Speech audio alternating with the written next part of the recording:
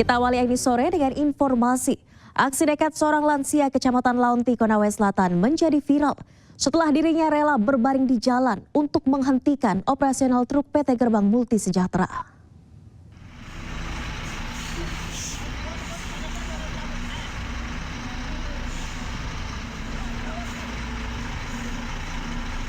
Beginilah aksi berbahaya dari seorang lansia di Desa Launti, Kecamatan Launti, Konawe Selatan. Ia menahan laju truk-truk besar milik PT Gerbang Multi Sejahtera GMS dan ini viral di media sosial.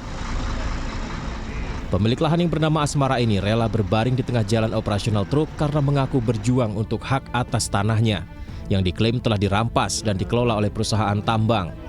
Aksi ini dilakukan karena ada pelanggaran kesepakatan. Kuasa hukum saya maupun kuasa hukum PT GMS maupun kuasa hukum dari kumpulan, saya kira itu sudah termasuk melanggar kesepakatan. Pemilik lahan berharap perusahaan seharusnya menghormati keputusan pengadilan dan tidak melanjutkan operasional, setidaknya hingga ada putusan final dari tingkat banding yang sedang dilakukan oleh pihak perusahaan. Dari Konawe Selatan, Muhtarudin, iNews melaporkan. Pemirsa, polisi berhasil mengungkap motif pembunuhan disertai mutilasi terhadap jasad wanita yang ditemukan dalam koper di Ngawi, Jawa Timur. Aksi sadis pelaku dipicu rasa sakit hati terhadap ucapan korban dan cemburu korban berhubungan dengan pria lain.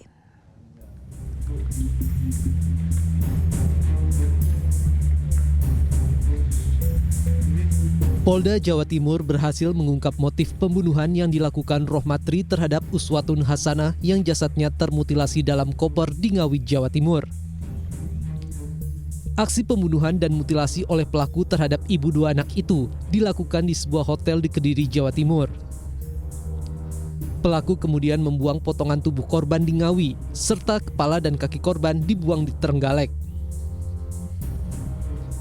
Motif pelaku menghabisi korban dengan sadis dipicu cemburu karena korban sering mengajak pria lain ke dalam kamar kosnya.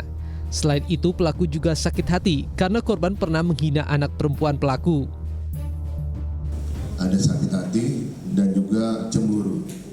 Cemburunya kenapa? Karena diketahui korban ini pernah ketahuan memasukkan laki-laki lain ke dalam kos korban.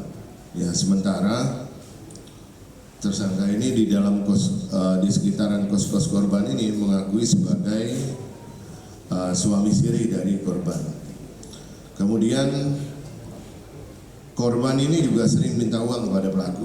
Korban ini pernah berucap kepada tersangka bahwa korban mendoakan kalau nanti sudah besar anaknya ini menjadi, mohon maaf, TSK.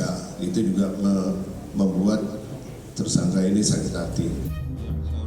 Akibat perbuatannya, pelaku terancam pasal 340 KUHP dengan ancaman hukuman maksimal hukuman mati.